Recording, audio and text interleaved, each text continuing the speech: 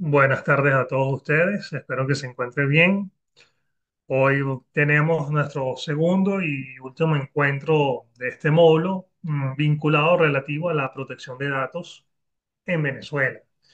Ya en nuestro primer encuentro tuvimos una relación, unos comentarios y les señalamos algunos aspectos generales y más específicos también sobre ciertas áreas, ciertos puntos vinculados con la protección de datos, como por ejemplo la terminología, qué es un fichero, los responsables, los riesgos que ocurren, las cosas que uno comete sin darse cuenta de donde regala la data y la información, la cual es importante. Hoy, en nuestro encuentro de esta noche, vamos a tocar dos aspectos. Uno son los correos electrónicos y la información y la data que se encuentran en esos correos electrónicos. Y por otra parte, lo que es la protección de datos en relación con la sentencia y el expediente judicial. Pero antes de empezar a hablar de estos dos temas que vamos a desarrollar en nuestro encuentro de hoy, eh, les reitero y les recuerdo, siempre la información, siempre la data es poder, es dinero, tiene relevancia, permite tener influencia, permite obtener riqueza, permite tener un poder sobre un conjunto de personas, de empresas, etcétera. Entonces, la data, la información es importante. De allí que ese refrán que se decía anteriormente de que el conocimiento es poder, es porque el conocimiento es data, el conocimiento es información sobre un aspecto o sobre un tema o varios aspectos o varios temas determinados. Fíjense que es tan importante la data, la información, que existe algo que se llama en inglés doxing, DOXING. Y eso se refiere a una especie de espionaje que se hace para recabar y recopilar información sobre alguien en particular o una empresa o un ente del Estado, etcétera, y posteriormente revelar esa información personal que se tenga de esa persona que se recopiló esa información a terceros. Eso se le suele denominar doxing. Y el doxing lo podemos relacionar con los data brokers. Los data brokers usualmente están en la dark web o en la deep web, como lo quieran llamar ustedes, que son personas que compran esa información. Les interesa obtener o comprar información de determinadas personas con una finalidad económica, como les digo yo, porque esa información, esa data, tiene un valor económico. Bueno, ya habiendo señalado esto, vamos a comenzar con nuestro primer punto, que vendría siendo el de la privacidad de los correos electrónicos, especialmente en lo que tiene que ver con el trabajo. En este sentido, podemos ver que las distintas constituciones a nivel mundial reconocen una serie de derechos humanos fundamentales y constitucionales que suelen tener en común. Una es que protegen el derecho a la intimidad, el derecho a la privacidad y la inviolabilidad de la correspondencia. De los dos primeros ya habíamos hablado en nuestro encuentro anterior y ahora estamos agregando algo nuevo, que es la correspondencia. Ese intercambio de información a través de distintos mecanismos, ya sean públicos o privados. Fíjense, los correos electrónicos se suelen utilizar o se suelen utilizar como una herramienta personal, ya sea en nuestros correos personales individuales, donde intercambiamos información entre distintas personas. Se puede utilizar también como una herramienta de trabajo para entablar comunicaciones con cualquier persona conocida o desconocida y para el intercambio de mensajes y documentos. Todo esto es data, todo esto es información. Es decir, estos usos se pueden utilizar de manera particular como también de manera comercial, profesional. Entonces, de esta forma, de esta manera, podemos observar que en el ámbito laboral o empresarial puede utilizarse o emplearse también el correo electrónico. Dentro de lo que es el ámbito laboral, pudiese, bajo ciertas circunstancias y en algunos países existe una regulación al respecto, donde se prohíbe el uso del correo electrónico de manera amplia y genérica, sino que solamente se puede emplear en determinadas circunstancias o situaciones. Le doy un ejemplo. Llegan, están en la empresa Doritos MC. En Doritos MC le tienen prohibidos a sus empleados utilizar correo electrónico en el horario personal en el horario de trabajo. Solamente se puede utilizar el correo laboral. Ah, pero es que además el correo laboral solamente y únicamente se puede utilizar para actividades propias del trabajo. No se pueden utilizar para otro tipo de actividades distintas. Además de eso, se puede bloquear ciertos sitios a los cuales puedan mandarse esos correos o pueda tener acceso las personas para ver correos a los cuales mandar esa información a través de sus correos personales o laborales. ¿Qué busca esto? Bueno, busca que haya mayor productividad, mayor rendimiento de los trabajadores dentro de la institución, ya sea pública o privada.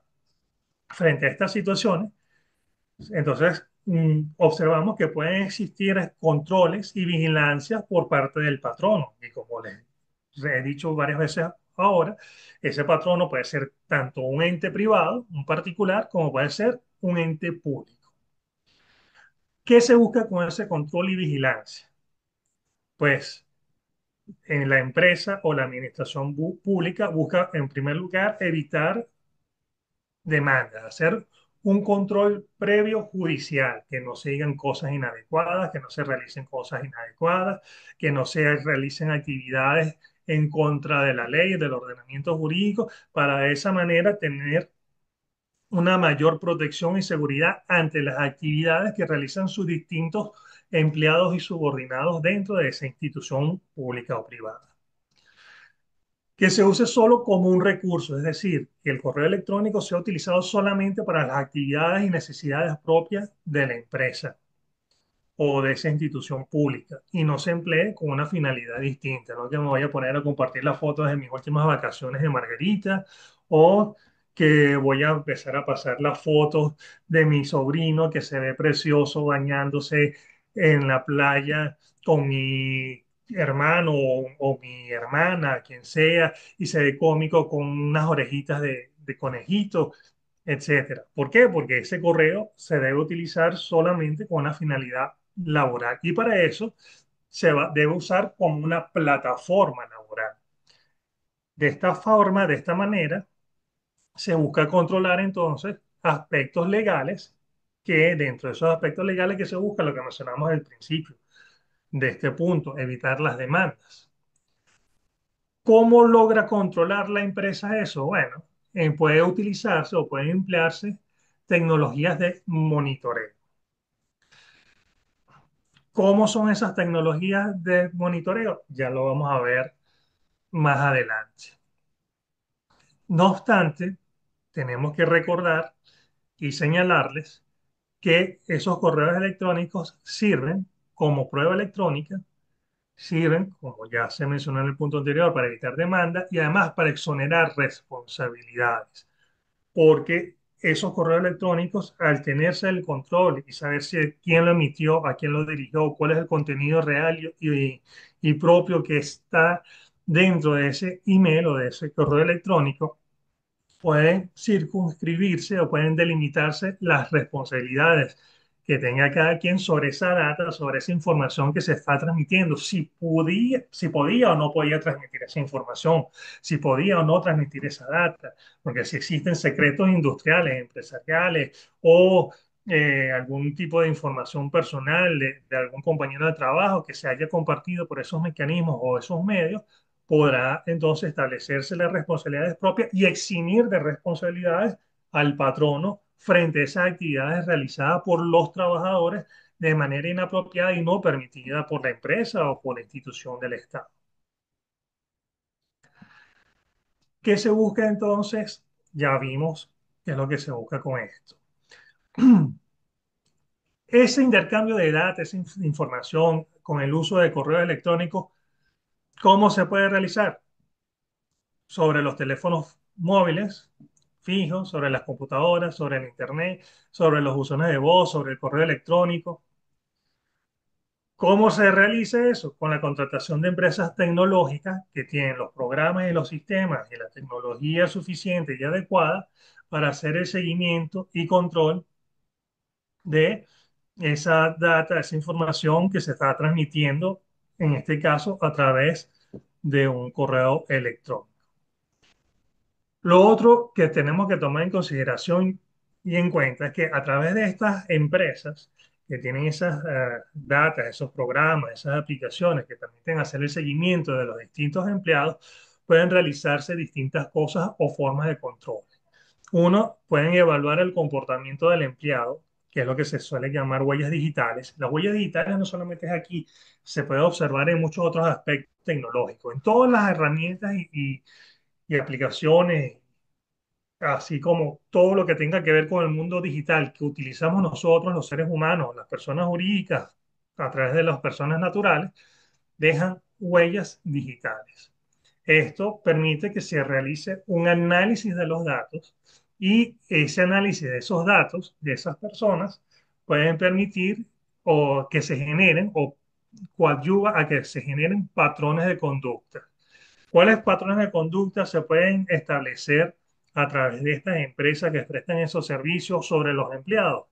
Bueno, pueden saber tipo y cantidad de palabras que se escriben por minuto, al día, por hora, el tipo de lenguaje que se utiliza, el estilo de empleado del que se trata, las comunicaciones efectuadas entre individuos, o sea, a quién van dirigidas, de quién se reciben, cuántas pulsaciones del teclado se realizan. Fíjate, unas pulsaciones no son lo mismo que palabras escritas, porque en nuestro teclado tenemos diferentes eh, algoritmos y representaciones y símbolos distintos a las letras. Tenemos números, tenemos signos de interrogación, tenemos que si aumento o disminución del volumen, tenemos inicio de página, fin de página, suma, resta, tenemos shift, tenemos control, tenemos función, tenemos alt, tenemos el tabulador, entre otras teclas que se encuentran presentes en el teclado.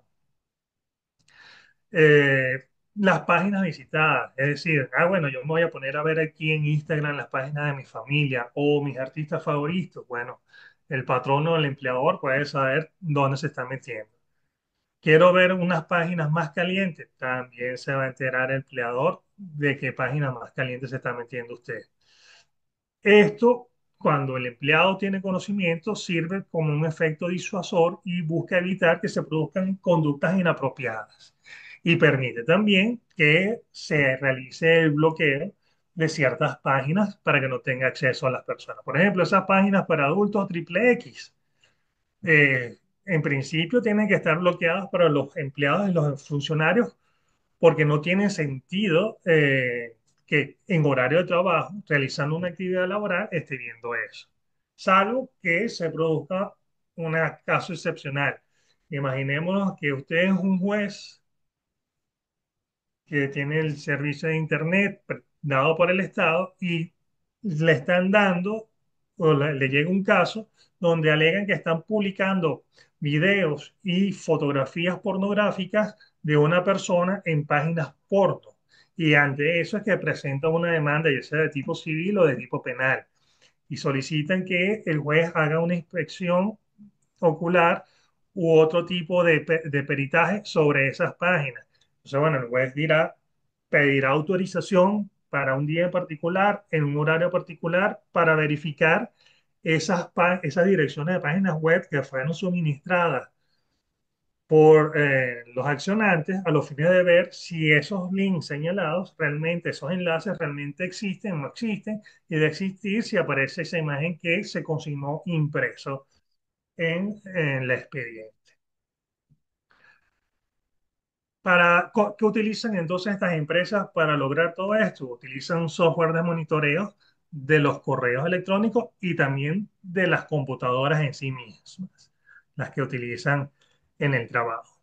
Fíjense, en este caso vamos a recordar, porque ya se mencionaron varias de estas, algunas de las legislaciones dentro del ordenamiento jurídico venezolano que regulan lo que tiene que ver con esto que estamos observando el día de hoy. Tenemos la Constitución, la Ley de Responsabilidad en Radio, Televisión y Medios Electrónicos, la Ley Orgánica de Telecomunicaciones, el Decreto 825 sobre acceso y uso del Internet como uso prioritario, la Ley de Acceso e Intercambio Electrónicos de Datos, Información y Documentos entre los órganos del Estado, la Ley de Mensajes de Datos y Firmas Electrónicas, la Ley de Infogobierno, la Ley de Delitos Informáticos, la Ley de Protección de Privacidad de las Comunicaciones, la Ley de Simplificación de Trámites Administrativos, la Ley Orgánica Procesal del Trabajo y su reglamento, la Ley Orgánica de la Administración Pública, la Ley Orgánica del Tribunal Supremo de Justicia, el Código Orgánico Tributario, la Ley Orgánica de Justicia Contencioso Administrativa y además los tratados internacionales en materia de derechos humanos que hacen referencia a estos derechos constitucionales que están vinculados, que mencionamos en nuestro encuentro anterior,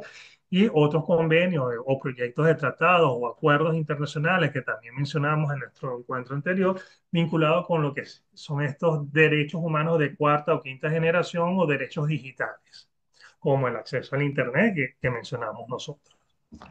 La jurisprudencia patria también ha dictado una serie de sentencias vinculadas con el uso de estas tecnologías, del empleo del correo electrónico, donde acá les señalo algunas nada más que pueden ver que no son recientes, o sea, recientemente hay muchas otras, pero lo que quiero destacarles a ustedes es que fíjense que ya desde el año 2001 empiezan a dictarse sentencias vinculadas con el uso de estas tecnologías, las consecuencias y responsabilidades que se generan en el empleo de ellas y las normativas que se deben de tomar en consideración a la hora de analizar cada caso vinculado con el uso de estas TICs. Fíjense, ¿qué derechos constitucionales entonces están involucrados? Ya lo hemos dicho. Inviolabilidad de las comunicaciones, en este caso, vinculado a los correos electrónicos. Tenemos el derecho a la privacidad, a la intimidad, al honor, a la reputación, al libre desenvolvimiento de la personalidad. Y también habíamos hablado en nuestro encuentro anterior que está el derecho a la información y la libertad de expresión. Pero con la libertad de expresión señalamos también que aunque no tiene censura previa, eso acarrea frente a una actividad ilegal o inconstitucional, va a generar o va a acarrear responsabilidades posteriores. Aunque no tenga una censura previa, lo que se haga, que sea de manera ilegal o inconstitucional, generará entonces como consecuencia una responsabilidad ulterior ante esa ruptura o violación que se genere. Entonces, el correo electrónico. ¿Cómo se va a tratar el correo electrónico? Y la información que contiene el correo electrónico se debe tratar como una carta y no como una postal. Así ha sido establecido e interpretado en el derecho comparado. Igualmente, eh, se le otorga al correo electrónico la protección legal correspondiente a las misivas o cartas. Se le hace una similitud también a las llamadas telefónicas. Se busca proteger al emisor, al receptor y el medio que se utiliza. O sea, si ustedes recuerdan cuando estudiaron lengua, literatura, etcétera, había una de las unidades, no me acuerdo en qué año, donde se hablaba de emisor, receptor y medio, que es lo que sirve, lo que se utiliza para el emisor poderse transmitir esa data, esa información al receptor. O sea, el receptor puede ser determinado o determinable. Toda interferencia, interrupción, registro, interceptación, apoderamiento de ese contenido requiere una autorización legal y judicial. Esto lo habíamos visto en nuestro encuentro anterior cuando hablamos de las telecomunicaciones y la data que se maneja a través de los distintos mecanismos de telecomunicación y indicamos que existe una ley que exige a los, primero permite solamente a los cuerpos de seguridad hacer grabaciones e interceptar estas comunicaciones y para poderlo realizar y para poderlo efectuar tiene que ser a través de una autorización judicial. Si esa autorización judicial no existe, esa data que recopile no va a tener validez jurídica, validez legal y más bien va a generar responsabilidades a los funcionarios que hayan participado en esa captura irregular e ilegal de esa data, de esa información. Entonces, con esto se busca dar una protección civil, penal, administrativa e internacional de estos datos y esta información. ¿Por qué hablo de internacional? Recordemos lo que hemos mencionado. Estos datos, esta información puede ser transferida de los archivos que están contenidos en un fichero a otro fichero, a otra persona, ya sea dentro del mismo territorio nacional o en el extranjero, afuera. Entonces, esa data, esa información busca ser protegida.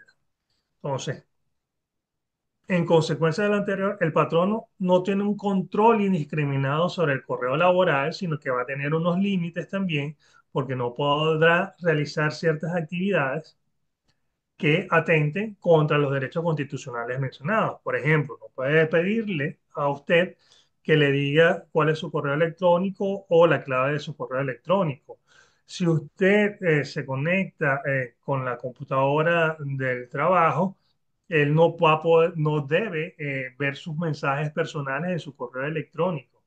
Simplemente deberá hacer el señalamiento y la advertencia de que no puede abrir su correo electrónico en el horario de trabajo y bloquearle el acceso a su correo electrónico en el trabajo.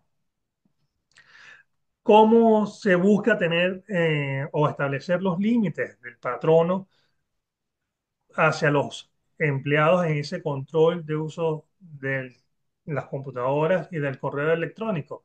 Pues usualmente se busca o se establece una regulación interna donde quede claramente establecido modos, mecanismos, formas, tiempo de uso de estas herramientas, las responsabilidades que tiene cada quien, tanto patrono como empleado, a los fines de que estén las reglas claras en cuanto a la utilización de esto. Si no existe una regulación interna, que sería lo ideal que existiese, entonces nos vamos a guiar por el ordenamiento jurídico en general, en cuanto a lo que establece de la forma que tiene que ser manejada esa data, esa información. Lo cierto es que el patrono, ya sea público o privado, en ningún momento puede controlar los correos privados, porque para eso son correos privados y no correos institucionales o correos de la empresa. Entonces, ante esa situación, si usted tiene un correo de una empresa en particular, el patrono, como le dije, no le puede exigir que le dé acceso a esa información, no le puede exigir que le dé su clave, no le puede exigir que le transmita la información que reciba por allí a él, entre otros aspectos. Fíjense, ya en lo que tiene que ver con los correos electrónicos de los empleados públicos, ya sean funcionarios, contratados u obreros, hay otros añadidos además de los indicados anteriormente.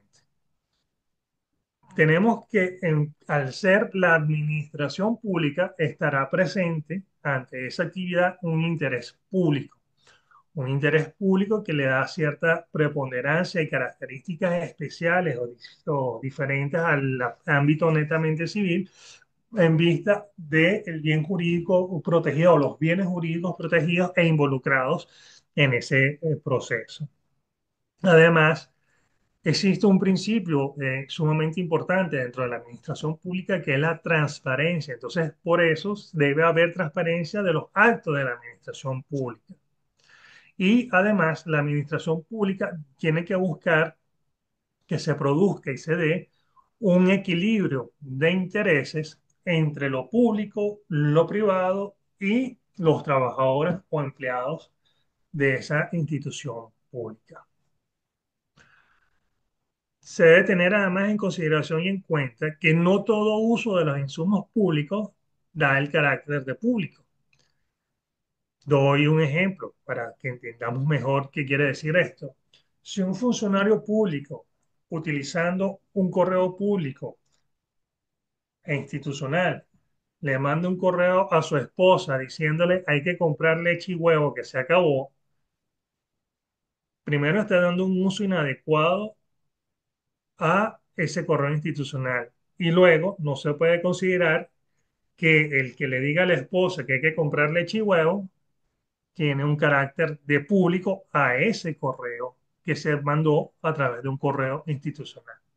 Por lo tanto, no todo el interés es público y puede haber aspectos privados como se indica en la lámina.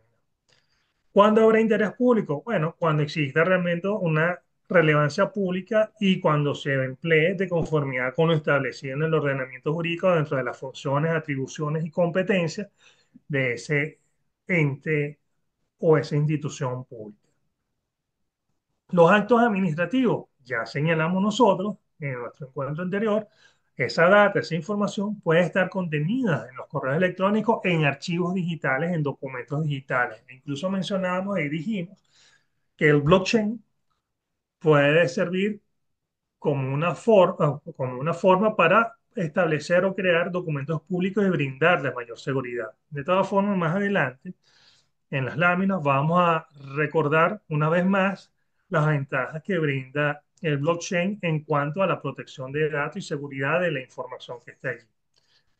Recapitulando entonces, esto aplica no solamente a funcionarios públicos, netamente, que hayan ganado a través de concursos, sino o que estén designados en esos cargos de libre nombramiento y remoción, sino también para los contratados de la administración pública y los obreros que trabajen para la administración.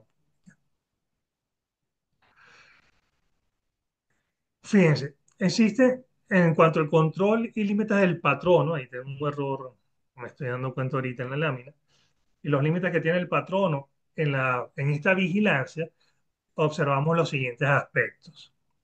El patrono para poder controlar el correo debe hacerlo constar en un reglamento, una normativa interna, es decir, tiene que informar. Acuérdense que hablábamos la vez anterior, en nuestro encuentro anterior, del consentimiento informado. Entonces el patrono tiene que informar a sus trabajadores que va a haber una supervisión y un control sobre esos correos institucionales o laborales que se están suministrando a su personal. También eso se puede señalar en el contrato de trabajo que se suscriba con el patrono, puede señalarse este tipo de información donde se le indique que va a haber un control sobre ese correo electrónico. Pudiese establecerse también en la convención colectiva. ¿Qué quedaría excluido de ese control? Reitero una vez más, como hemos dicho hasta ahora, los correos electrónicos privados. Por lo tanto, toda regulación del patrono debe ser objeto de control por el órgano laboral correspondiente. No es intromisión por parte del patrono el calibrar el tráfico de email desde un computador sin ver el contenido. ¿Qué significa esto? Bueno, eso significa que si yo tengo un empleado que se encarga de ventas o mi empleado es el secretario que tiene que practicar citación de un tribunal, que tiene que practicar citaciones y notificaciones y otros actos del tribunal, tiene que comunicárselo a las partes,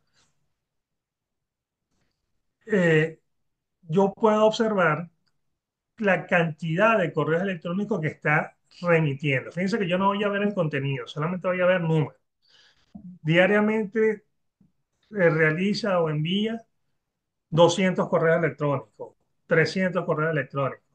Bueno, estos funcionarios, ya sea el vendedor o ya sea el secretario del tribunal, pueden justificar esa cantidad de correos. Pero si yo lo que tengo en un tribunal es el relator y en la empresa privada, imaginemos que estamos hablando de lo que es la recepcionista que se encarga nada más de recibir a las personas, ofrecer el café, hacer el enlace con la persona que buscan dentro de la institución, que emita también 400, 500 correos, ya hay algo raro porque por su actividad, su funcionamiento propio, no tiene sentido que realice tantos correos electrónicos. Esa cantidad, ese tráfico va a ser un indicativo para el patrono que hay una actividad irregular por parte de ese empleado y tomar entonces las medidas de corrección necesarias. Como les dije, la data, la información, la privacidad siempre tiene que buscarse, respetar y proteger. Por eso se insiste en que se debe avisar que se van a monitorear los correos. Además debe existir proporcionalidad de la acción del patrono, además del ordenamiento jurídico. Y observamos como último punto que aunque los derechos humanos no son ilimitados, en caso de sospecha de delito de irregularidad se deben cumplir con el ordenamiento jurídico, acudir a los órganos competentes para que sean ellos, entonces, de conformidad con la ley, los que puedan buscar esa data, esa información contenida en la computadora y en los correos electrónicos del empleado o el funcionario que trabaje y sobre el cual existe este control o monitoreo del correo electrónico. Fíjense que ese correo electrónico, además, y esa data, esa información que tiene, que esa data, esa información es digital. Lo que se imprima en formato físico no es realmente el archivo electrónico, no es realmente el documento electrónico. El documento electrónico es el digital, al cual los científicos forenses, en el caso de Venezuela, tenemos el CENIF, que es suscrito o perteneciente a su CERTE, son los que realizan el peritaje y determinan el hash y las demás puntos relevantes dentro de sus actividades para determinar si ese archivo digital, si esa data, si esa información digital, informática, es correcta, es cierta, no ha sido alterada, ha sido emitida por quien dice que la se emitió y ha sido recibida por quien se dice que lo ha recibido. Entonces, fíjense, valor probatorio. Puede ser usado en juicio para hacer valer las partes el contenido. Pueden ser empleados como notificaciones y citaciones.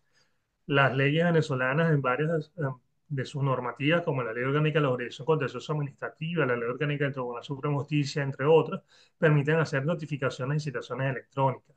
Pueden ser llevados en un formato original o papel, con la salvedad que les acabo de hacer de ustedes de las impresiones. Cuando se promueven en original, CD, pendrive, no suelen tener firma electrónica. Ya dijimos que es una firma electrónica distinta a una firma digitalizada, que la firma electrónica nos establece autoría, origen, inalterabilidad y está el principio de no repudio en principio en cuanto a la firma electrónica, ¿no? Y tiene que ser además esa firma electrónica, ese servicio prestado por lo que se llama PSC, que es proveedor de servicios certificados, que nos certifica su ser. Debe ser promovido como un documento electrónico original. Fíjense, uno lo que promueve no es la data, la información que uno va a promover, no es el papel, no es el físico, es el electrónico. Uno puede consignar un físico señalando que eso es una copia fiel del archivo original que es en electrónico. Debe estar firmado electrónico, usualmente si está firmado electrónicamente con certificado de firma electrónica emitida por un proveedor SUSERTE, eso le da mayor validez, mayor respaldo a ese correo electrónico, a esa data, o ese archivo, ese documento que se esté promoviendo. Fíjense lo que le estoy señalando acá. La firma electrónica difiere de la escaneada o digitalizada. Ahorita existe la providencia 825 del SAREN que buscó automatizar y utilizar un poco más herramientas electrónicas, lo que vienen siendo registros y notarías, y cuando se suscriben o se firman por parte del otorgante del documento, ese documento, le colocan una pantalla y en esa pantalla se firma no con un bolígrafo normal, sino con el bolígrafo para las pantallas digitales. Entonces es una firma digital, pero no es una firma electrónica, porque no se trata de una firma avalada ni prestada por un PSC. Es relevante contar con un servicio público o privado de Internet especializado en gestionar notificaciones por correo que dejen de respaldo. Y esto es importante porque toda la información que se pueda enviar, ya sea de un ente público o de un ente privado, debe tener algún proveedor que pueda certificar o verificar que esos correos electrónicos que se están remitiendo o que se están recibiendo efectivamente fueron emitidos y fueron recibidos por quienes dicen ser que emitieron y recibieron ese correo. Entonces, esto tiene eficacia probatoria de documento escrito. Aquí hay que, no me acuerdo si en la clase anterior se los mencioné, si no se los digo ahora, con respecto a las firmas electrónicas y esos documentos electrónicos que llevan firma electrónica y que se pueden enviar por el correo electrónico y esa data, esa información, en principio se considera un documento privado. No obstante, Existen ciertas circunstancias o excepciones donde a esos documentos y a esa firma electrónica se van a considerar como documentos públicos. Un ejemplo de esto es la ley de registros y notarías, donde permite a registradores y notarios el uso de firmas electrónicas y además utilizar, crear, emplear documentos digitales electrónicos relativos o pertenecientes a sus competencias. Entonces, fíjense, en este caso, a pesar de que es una firma electrónica, que en principio por la ley de datos y firma electrónica sería un documento privado, por lo señalado en esta ley de registro y notarías, ya no va a ser un documento privado, sino que va a tener carácter de documento público. Entonces, en cada caso particular hay que analizar, hay que ver la normativa que esté involucrada a los fines de determinar y establecer la importancia, la consecuencia y eficacia jurídica que va a tener cada documento y como consecuencia de ello, el valor probatorio que pueda tener dentro de la administración pública o dentro de un juicio. Su promoción, evacuación y control, contradicción, es según la prueba libre. La jurisprudencia ha sido reiterada a este aspecto. En los módulos anteriores deben haber desarrollado estas áreas en cuanto a cómo se promueve, evacúan, controlan, se contradicen los correos electrónicos, los archivos digitales, etcétera. Entonces, fíjense lo que les había mencionado en estos minutos. La información reproducida en formato impreso tiene una eficacia probatoria de copia simple, porque el documento fuente original, que es el digital, que es el que tiene que ser resguardado, protegido y es el que puede ser objeto de experticia. La impresión no puede ser objeto de experticia, no tendría sentido, sino que tiene que ser el archivo digital. Este tipo de documentos emanados de los órganos y entes públicos se tienen por fidedigno cuando poseen un código unívoco o cuando así lo establece la ley. La ley de infogobierno y la ley de intercambio de datos y de información o de interoperabilidad, para hacerlo más corto, porque esa ley tiene un nombre muy largo, establece los efectos y validez de esos documentos que se van a considerar documentos públicos.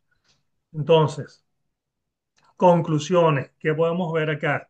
Como aspectos generales, podemos ver que no existe una única solución en el mundo sobre el tema, que los derechos humanos involucrados no pueden ser restringidos en los casos establecidos, sino solamente en los casos establecidos por la ley y, en el orden, y por orden judicial.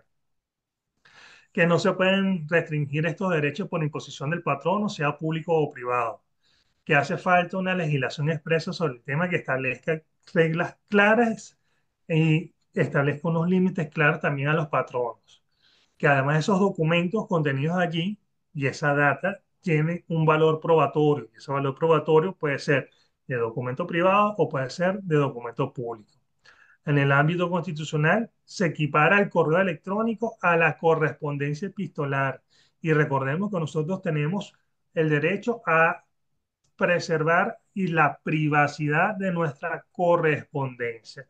O sea, no pueden ver ni el patrono ni la administración pública, salvo los supuestos de ley establecidos, nuestros correos electrónicos, porque eso se considera como correspondencia epistolar y por lo tanto es privado, íntimo. En el ámbito laboral, no regula de manera específica las comunicaciones por email y las facultades de control del patrono. Se deben aplicar normativa laboral vigente, las convenciones colectivas, el contrato de trabajo y demás normativas relacionadas que haya creado el patrono en vinculado en esta materia. El patrono debe informar tales controles a la autoridad administrativa correspondiente y a sus empleados también.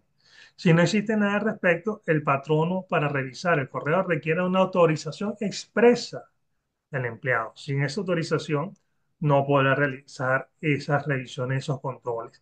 Acuérdense lo que vimos en nuestro encuentro anterior, en la clase anterior, que hablábamos del consentimiento informado. En lo que se refiere en el ámbito civil, puede darse la responsabilidad civil tanto del patrono como del empleado o entre ellos y frente a terceros por uso indebido del correo. Esto también sería aplicable en la parte pública. El empleador se puede librar de responsabilidad si demuestra que ejerció la supervisión y control debidos y de conformidad con la ley. Si el patrono no informa sobre uso y control del correo, responde frente al trabajador, el tercero, la autoridad administrativa. ¿Por qué? Porque no siguió los canales regulares y no cumplió con el ordenamiento jurídico debido.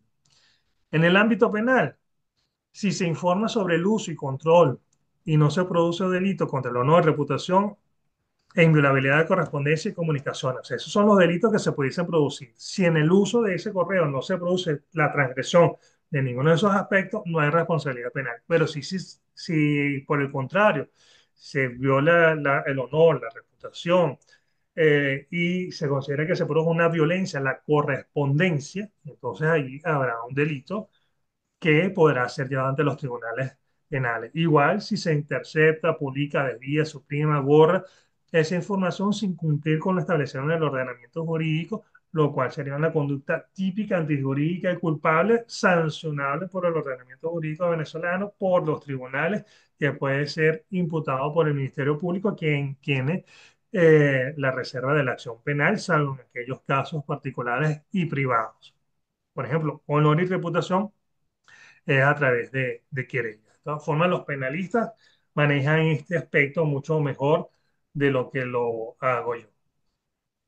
Entonces, fíjense, de esta forma estamos viendo cómo estos correos electrónicos, la información que está en estos correos electrónicos, la data que está ahí contenida, también tiene un tratamiento, tiene una forma particular en la que se tiene que utilizar, emplear, que se puede controlar, regular y trae una serie de responsabilidades y consecuencias que pueden ser atribuidas a distintos sujetos e individuos y además, los correos electrónicos pueden ser empleados y utilizados dentro del ámbito judicial para citaciones, notificaciones y otros actos procesales que no olvidemos, por ejemplo, en el periodo de la pandemia, que muchas actividades o los actos procesales se realizaban a través del correo electrónico. Y posteriormente las partes tenían que llevar el físico al tribunal donde tenía que verificar que la impresión física era igual a la información o la data electrónica que se había enviado por correo electrónico. O sea, aquí estamos observando la importancia, la relevancia que tienen estos correos electrónicos tanto dentro de la administración pública como en el aspecto o en la vida privada, así como dentro de lo que es el sistema de justicia. Nuestro segundo tema del día de hoy viene siendo entonces precisamente la protección de datos en las sentencias judiciales y dentro del proceso judicial. Fíjense entonces lo siguiente. Ya hemos psiquitrillado y hemos dicho hasta el cansancio que la tecnología la tenemos nosotros presentes en nuestra cotidianidad, en el día a día y en todo lo que realizamos nosotros, o prácticamente todo lo que nosotros realizamos. Esto ha hecho o ha generado que surjan nuevas áreas o aspectos del derecho que se han venido desarrollando en las últimas décadas que vienen siendo el derecho informático, entendido como un conjunto de principios y normas que regulan los efectos jurídicos de la relación entre el derecho y la informática, y el derecho telemático, entendido como algo que forma parte de la informatización de la sociedad para establecer una relación entre las computadoras y las telecomunicaciones. Aquí, entonces, buscamos hacer una diferencia entre lo que es informática y telemática que están imbricados, relacionados, unidos y se hace empleo de uno junto con el otro, usualmente. Reiteramos entonces que hay algunos derechos humanos que se encuentran involucrados, que son fundamentales y pilares de la sociedad, no se los que van no solamente visto desde el punto de vista individual de cada sujeto, sino que también se puede ver esos derechos humanos desde el punto de vista de un colectivo. Acuérdense que en nuestro encuentro anterior hablábamos del artículo 28 y el 143 de la Constitución, donde el 128 hacía referencia a esos derechos individuales propios que tenemos nosotros, las personas jurídicas, ya sean naturales o colectivas, Y el 143, que hacía referencia a algunos también de esta, pero también hablaba del interés de esa data, esa información perteneciente al colectivo y donde además dentro de ese colectivo yo como individuo estoy en ese colectivo. Por lo tanto, existe una importancia de garantizar esa universalidad, objetividad y no selectividad en el examen de las cuestiones de derechos fundamentales y de eliminar la aplicación de un doble rasero o politización del uso de estas tecnologías en las actividades propias de la administración pública. ¿Ok? Y que lo que tiene que buscar o propender con el uso de estas tecnologías es a prestar cada vez un mejor servicio público y en el cumplimiento de sus actividades, competencias, atribuciones como administración pública. Por lo tanto, todos los estados, independientemente de cuál sea su sistema político, económico, cultural, tienen la obligación de promover y proteger todos los derechos humanos, asumiendo las responsabilidades de conformidad con los distintos tratados internacionales y las normativas internas de cada país. Derechos, bueno, la dignidad de la persona humana, el libre desarrollo de la personalidad, el derecho de la intimidad, el derecho a la vida privada, el derecho a la propia imagen. Ya habíamos hablado y mencionado en las clases anteriores y he desarrollado estos derechos humanos que estamos mencionando acá.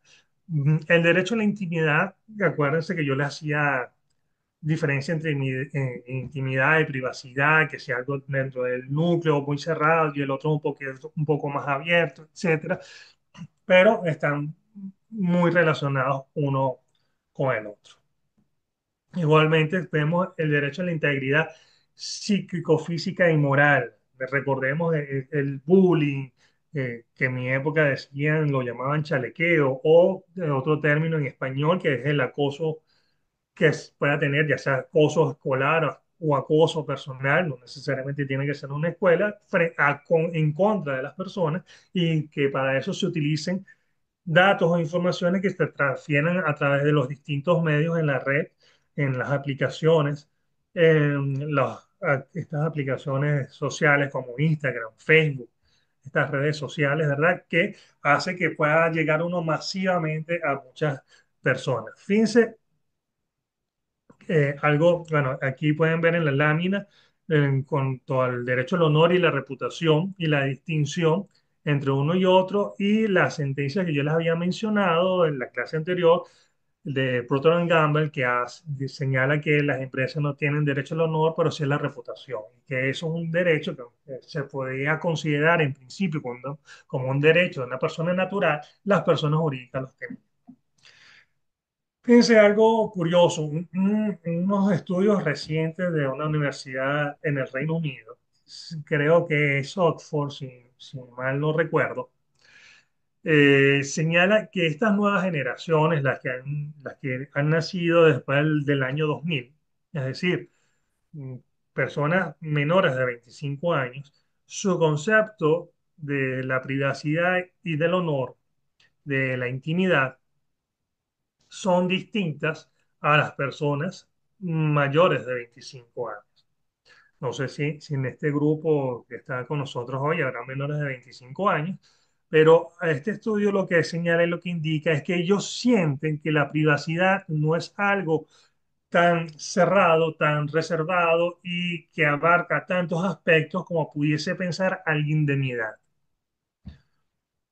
En ese sentido, entonces, los jóvenes menores de 25 años, de manera bastante libre, laxa y sin ningún inconveniente, empiezan a publicar todas las actividades que hacen, publican todos los documentos que quieren, empiezan a mandar el famoso sexting, que son esas fotos sexuales, eróticas, que se pueden mandar entre amigos, parejas, novios, etcétera, a quien se la quieran enviar. Vemos casos como, por ejemplo, de jóvenes que empiezan páginas de OnlyFans pensando en ganar dinero rápido y abundante en un corto periodo de tiempo, pero después de cierto lapso o periodo en esa página, entonces intentan un derecho al olvido, buscando, cosa que ha pasado, recientemente pasó con una persona española que solicitó el derecho al olvido y pidiendo que se elimine toda esa información del Internet, toda esa data del Internet, porque quiere ahora sí centrarse, constituir una familia, tener hijos, casarse, y entonces eso que hizo antes le puede afectar en su honor y reputación. Y recordemos lo que yo le dije, todo lo que está en Internet permanece en Internet. Nunca podrá ser borrado al 100%. Siempre podrá existir un mecanismo, una forma, si se sabe cómo, de conseguir esa información. Y además, las personas no se dan cuenta que tienen que ser responsables de sus actos. Por ahí hay un meme que circula, no sé si lo han visto ustedes, donde dicen que estas personas, antes de estos menores, mayores de 30 años, dicen, gracias a Dios que cuando yo era adolescente y joven, no existía estas redes sociales, el internet y nada de estas telecomunicaciones donde quedase grabado y establecido todas las ridiculeces, incoherencias y locuras que yo realicé en mi juventud. Porque los que viven ahora, estas generaciones nuevas del 2000 para acá, toda esa información efectivamente está quedando en internet cada vez que la suben, cada vez que la colocan. Vemos entonces otros derechos que ya hemos mencionado previamente, la libertad de expresión, la libertad de información, donde tiene que existir un equilibrio entre ellos. Acá, bueno, reiteramos, recordamos algo que mencionábamos nosotros en nuestro encuentro de la clase anterior sobre el acceso o los dos nuevos derechos humanos de cuarta o quinta generación, dependiendo del autor que ustedes ubiquen o lean, que hablan, por ejemplo, del acceso universal a Internet como derecho humano o las libertades de expresión e información en Internet, donde este derecho a la libertad de expresión, libertad de información, libertad de comunicación, cuando son utilizadas dentro del mundo digital, esa data, esa información que se suministra o que se da, va a tener un tratamiento distinto. Habrá puntos en común, pero habrá unas particularidades, como estamos observando allí, para lo cual se han dictado esas series de normativas y regulaciones en distintos países y en la Unión Europea para tratar de establecer las responsabilidades de las personas que realizan esa libertad de expresión y de información y cómo puede protegerse al titular de esa data, de esa información que se está suministrando o que se está comunicando a otros. ¿Cuáles son las posibles acciones judiciales que pueden emplearse para proteger esa data, esa información? Ya dijimos nosotros que está la vía data.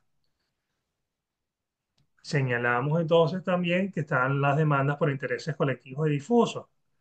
Dijimos también que está el derecho al olvido. Aquí paso un poco más rápido porque de esto ya hablamos en la clase anterior. Lo que quiero es decirle que esto mismo se va a emplear dentro del proceso judicial y estas mismas acciones judiciales que estamos recordando ahora, podemos utilizarlas en contra de esas sentencias que se dicten y que se publican de manera digital por los tribunales.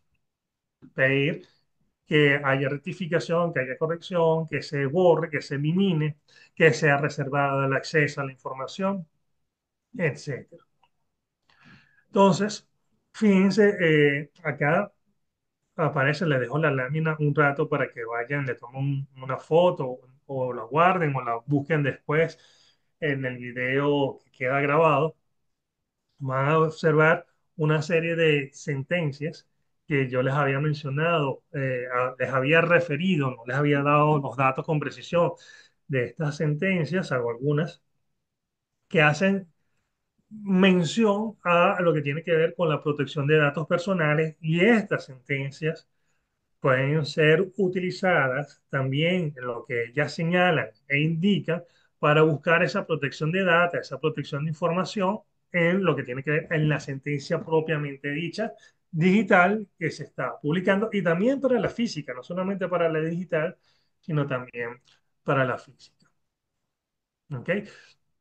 Entonces, este derecho al olvido, como yo les dije, puede ser que haga difícil la búsqueda a través de Internet de esa data, de esa información que haya aparecido que esté disponible en la World Wide Web, pero no la eliminan en su totalidad. En la Dark Web, en la Deep Web, estos hackers o crackers, o como quieran llamar ustedes, teniendo el conocimiento, la sapiencia, la técnica de saber dónde buscar, cómo buscar, van a lograr obtener y conseguir esa data, esa información, ese correo electrónico, ese archivo digital, esa fotografía, ese video que usted no quiere que nadie conozca, que nadie sepa.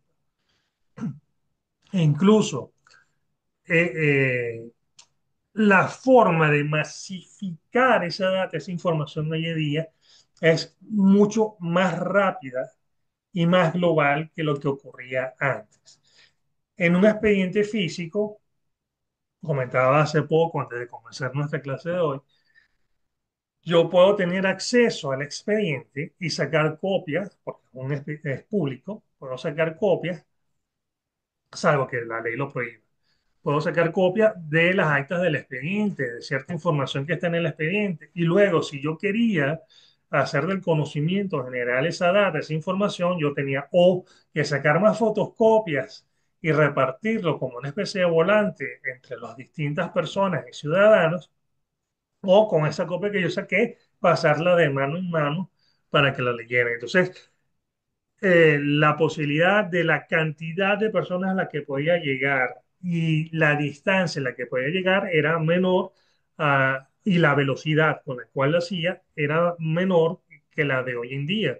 Hoy en día, este video, por ejemplo, en nuestra clase de hoy, la editan hoy mismo, lo montan, ya está disponible en todo el mundo, no en Caracas, no en Venezuela, no en Sudamérica, no en el continente americano, no, en todo el mundo, cualquier persona va a poder tener acceso y ver la data, la información que está allí y de manera inmediata. Y en ciertos casos va a poder descargarla, ya sea de manera gratuita, de manera paga, permitida o no, porque aunque hay páginas que no permiten o prohíben poder descargar la información, sino simplemente verla, si los hackers, crackers y estas personas técnicas especializadas que saben cómo hacerlo pueden igual descargar esa información y esa data y compartirla con quien desee. Entonces, fíjense la importancia de lo que tiene que ver con la data, la información. De allí, como han venido viendo ustedes en estas láminas que hemos pasado, el derecho al olvido, que se inició y comenzó, como han visto ustedes acá, y como les mencioné yo en nuestro encuentro anterior, con un juicio que se realizó en España donde una persona se le involucraba con determinados hechos delictuales de los cuales resultó absuelto y posteriormente cada vez que iba a buscar trabajo esa información aparecía y servía como traba para poder conseguir un empleo. Y ante esa situación solicitó o ejerció ese derecho al olvido, buscando proteger esa data personal, esa información personal y poder desarrollar su vida de manera más adecuada, más eficiente. Entonces, ¿qué observamos aquí en cuanto a esa data, esa información? Que en general esté publicado donde sea o esté publicada una sentencia, podemos observar que existen derechos y obligaciones que surgen de las partes, de las partes del juicio, de los terceros que intervengan en el juicio y del Estado. En relación con las partes y los terceros, observamos que tienen el derecho de proteger todos sus derechos fundamentales y constitucionales. El derecho a solicitar el acceso a los documentos de cualquier naturaleza que contenga información cuyo conocimiento sea de interés para las comunidades o grupos de personas, salvo cuando esté reservado el expediente en los supuestos de ley establecidos en el ordenamiento jurídico, en donde solamente se le permitirá acceso a esa información a los allí expresamente señalados. Tienen el derecho a solicitar también la actualización, rectificación o la destrucción de aquellos si fueren erróneos o afectasen ilegítimamente sus derechos. Aquí entonces reitero lo que les mencioné en la clase anterior. Fíjense que habla de actualización, rectificación, destrucción.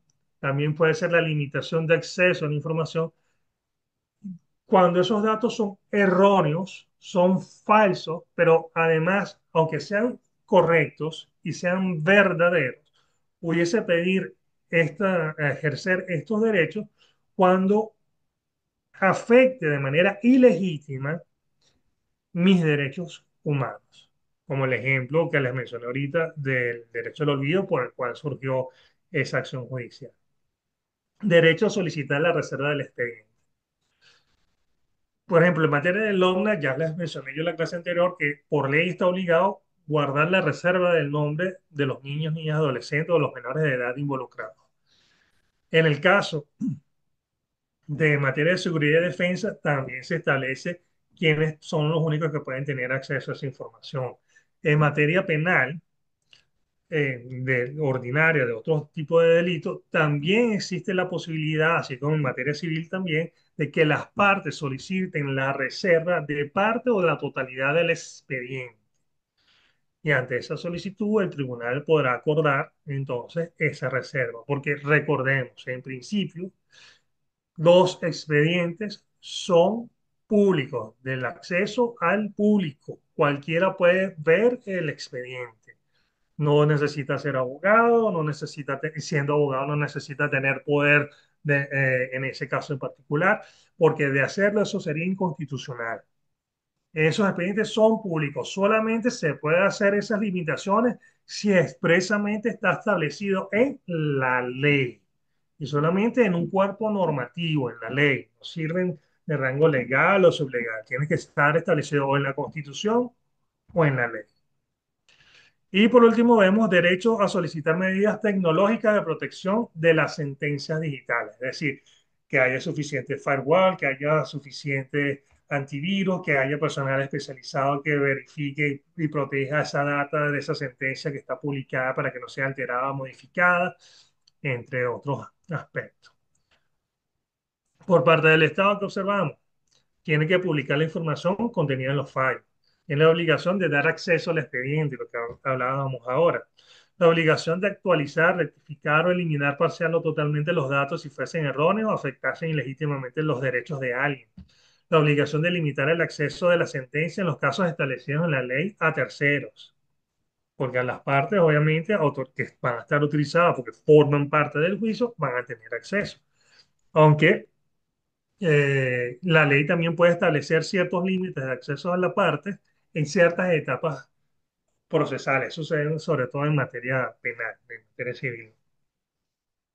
Obligación de establecer mecanismos de protección de la data, de la sentencia y los sistemas sobre los que se soporta. Además, tiene que dar una serie de formación continua y permanente a todo el personal involucrado con lo que tiene que ver con la publicación de estas sentencias, de estas datas en general.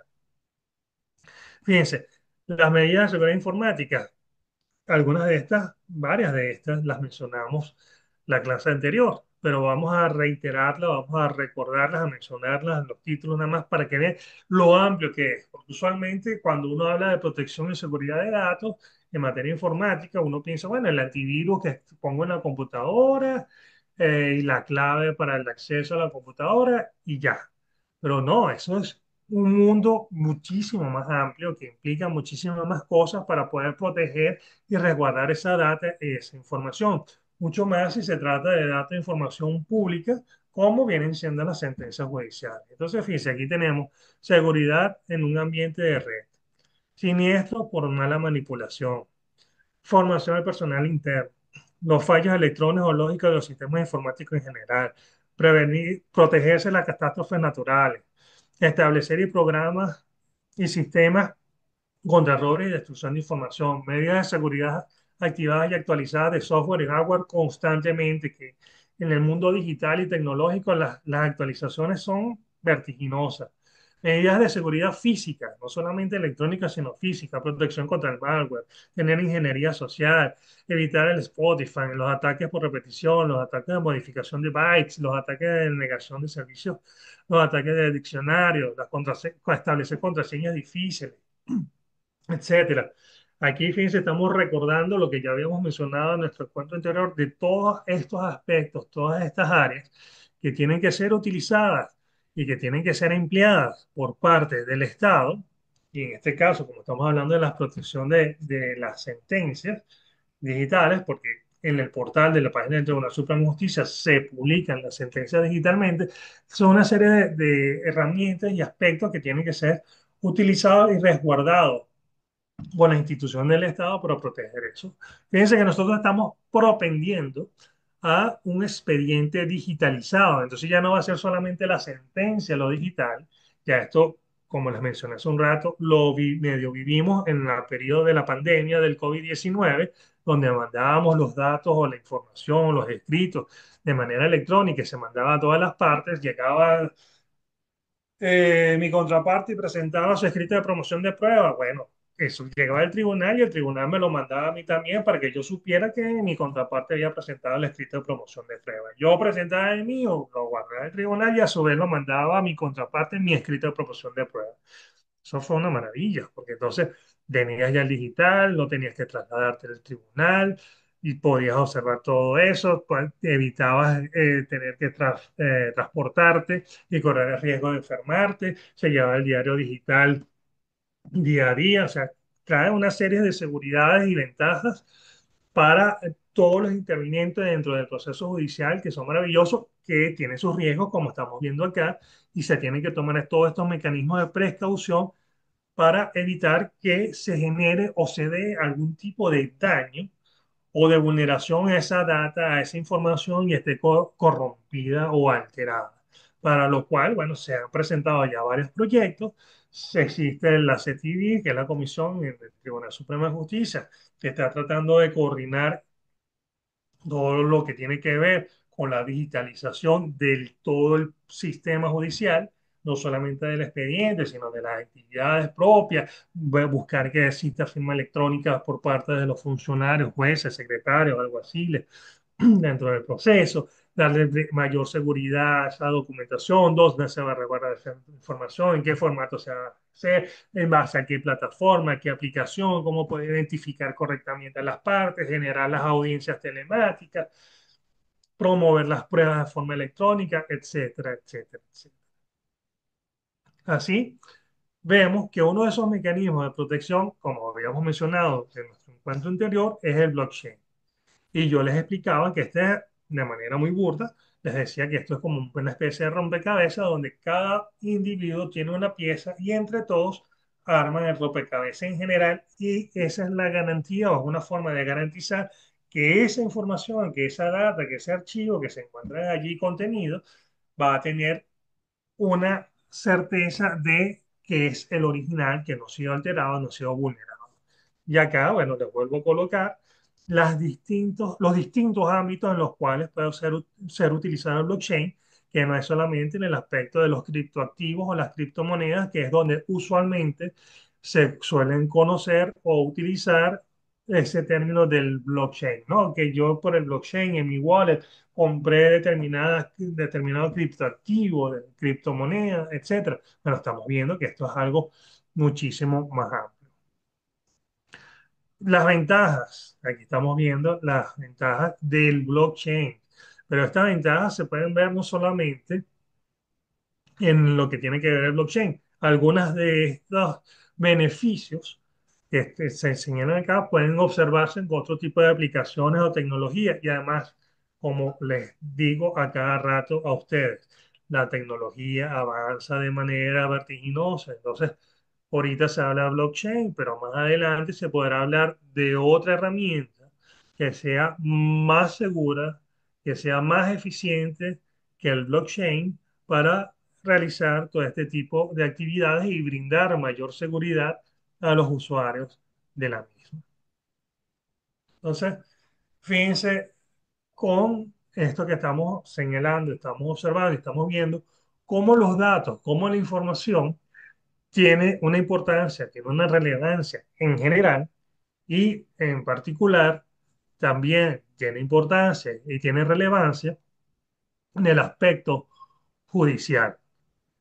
Yo les digo, quien quiera, como todo está en internet, si ustedes ponen mi nombre completo, que ya lo viste allí, le va a salir una serie de trabajos que he publicado en materia de tecnología, de protección de datos y otros temas que no están vinculados con esto en los cuales, si ustedes desean, pueden profundizar sobre lo que hemos visto de manera muy general y muy precisa o quirúrgica en estos dos encuentros, a los fines de que ustedes puedan tener algún conocimiento por lo menos sobre lo que tiene que ver con la protección de datos y cómo desenvolverse y desarrollarse al respecto.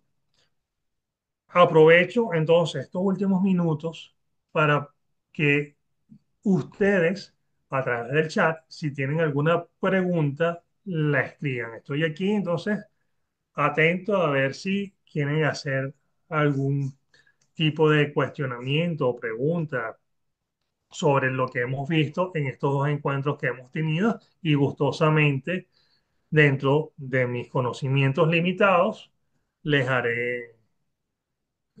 les daré la respuesta respectiva.